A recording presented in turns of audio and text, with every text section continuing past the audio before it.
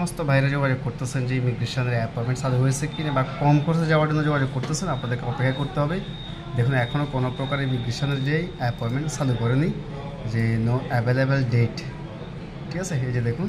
তো সেক্ষেত্রে আপনাদেরকে অপেক্ষা করতে হবে। আমরা যদি অন্য আরেকটা ইমিগ্রেশন ট্রাই করি, যে কোন পর্যায়ে আছে ইমিগ্রেশন অ্যাপয়েন্টমেন্ট ডেট, দেখুন এখানেও সেম কন্ডিশন, কোন প্রকার যে এখনও চালু করেনি।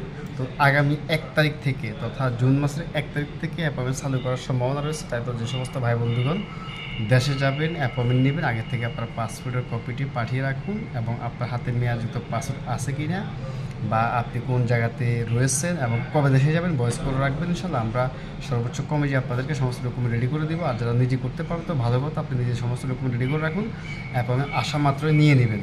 তার পাশাপাশি যাদের হাতে মেয়াদযুক্ত পাসপোর্ট নেই, আপনারা দ্রুত এখনই পাসপোর্টের ফটোকপি দিয়ে হাইকমিশন থেকে একটি ট্রাভেল পাস তুলে নিন, যাতে করে দ্রুত কম খরচে দেশে যেতে পারবেন। এবং যারা টিকিট কাটেননি দ্রুত টিকিট কেটে রাখুন, যেহেতু এখনও কম দামে টিকিট পাওয়া যাচ্ছে 20 তারিখের পর থেকে আগামী মাসের।